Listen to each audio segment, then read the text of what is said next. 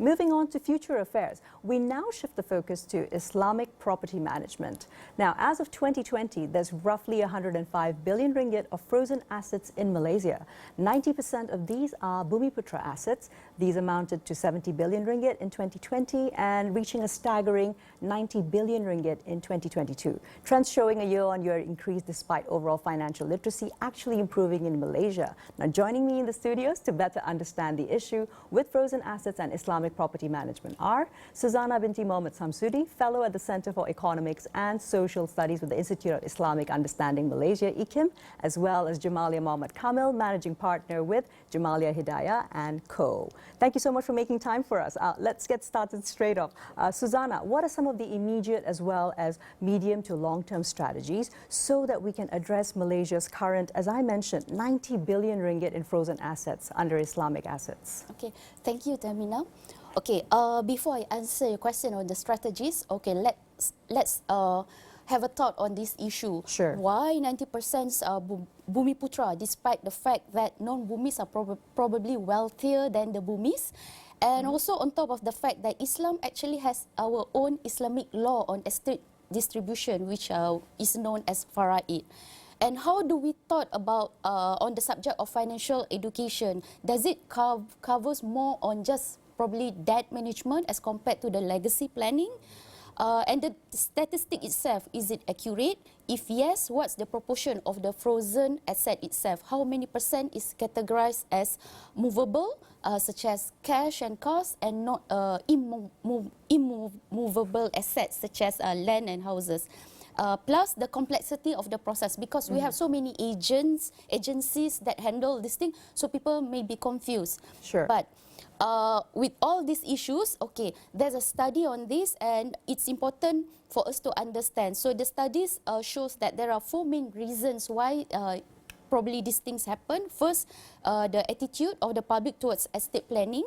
So people may take these things lightly on this issue. The second one is a dispute among family members for the estate distribution. The third one is greed. And the final one is a lack of knowledge on estate planning. So based on this, we can somehow think about the immediate strategies. So what I can think of the immediate strategies, perhaps for agencies like the small estate distribution unit at Department Lands and Mines, to simplify the process or their SOP, so that this can clear all the pending cases. Another thing, probably for the country to take these things seriously, perhaps come up with a national committee, for example, to focus on this issue and maybe come up with a KPI to reduce the numbers. And for long-term strategies, perhaps this kind of session, for example, we can create awareness by the media to develop the right attitude and understanding, even for simple process like the nomination. Okay, the second one is education, to educate the public so that we can reduce or mitigate the increasing number in the future. And the third one is the solution, probably with all the products that related to the Islamic distribution, such as wills, hibah, trust. Some people may find it quite costly, so probably we need solutions that can fit into B40, M40 groups. The fourth one is because of the low penetration rate, I think this could be turn this situation into a business opportunity and innovative products for legacy plan. And the last one, because of this issue, the long-term strategy, perhaps for the assets to be more productive, so regulatory body need to think about how to probably revise or introduce new policies, act enactment on how we can utilize these frozen assets. For example, from the Islamic point of view, turns this into family wakaf, for example. All right, Suzana, I think you've given us a perfect nutshell of the breadth and depth of the issue. Really appreciate that. Jamalia, going quickly into, of course, dividing property during one's lifetime can be done, as mentioned, through wills, grants, hibah. So what are the issues with both these instruments when it comes to civil as well as especially Sharia lawyers, in your experience? All right. Thank you, Tamina. Management of property during lifetime can be done by wills and hibah. However, for Bumiputera, especially for Muslims, we have to note that there are differences between wills for Muslim and wills for non-Muslim. For example, the Muslim can only bequeath their property to their non-legal heirs. That means the will cannot be to their family members. And secondly, there are certain limit of portions for Muslim wills. For example, the will cannot exceed 1/3 of the property. So that's the difference between will for Muslim and non-Muslim. And for hibah, we have certain requirements and pillars that need to be fulfilled by Muslim before the hibah can be enforceable. So the challenges faced by the lawyers in Malaysia, Sharia lawyers and civil lawyers, are mainly the jurisdiction. Because in Malaysia, the administration of the Islamic religion of Islam, the enactment for the states, refers the Muslims' property to be under the purview of Sharia law. However, under the 9th schedule of the Federal Constitution, Right. mentions that they give successions, estates, and intestate goes to the Civil High Court.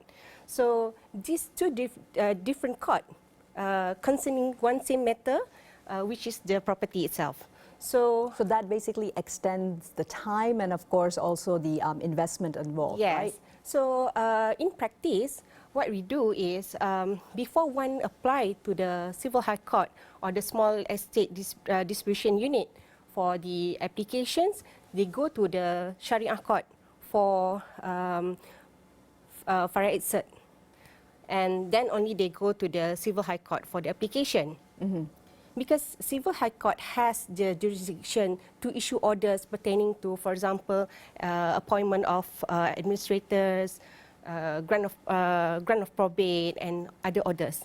Unlike Sharia Court, which only decides purely on the Sharia matters. Right. Well noted. Thanks so much for that, Jamalia. Susanna, now moving quickly into basically the last issue that we have for discussion. So another factor impacting process of property division is that these family enactments, they also vary from state to state. Okay. Now, overall, what do you think can be done to address this through prudent financial planning and investments? Okay. Based on this, I think I can think of 4 things. Okay, first, as I mentioned just now, back to the financial education, we need effective education to convey the message to the public. Second one, we have professionals out there, so we need this proper financial advisory by professionals such as those financial planners licensed by SC, Securities Commission, or financial advisors by Bank Negara Malaysia, to educate as well the public and provide their services on this pressing matter, I would say, because it's up to 90 billion right now, right? On the investment side, I think so that the public can take a better decision to invest, whether, so when it comes to investment, it's not only about potential return, but also to consider other factors such as the distribution process for the investors after they pass away, whether to invest in financial assets or properties.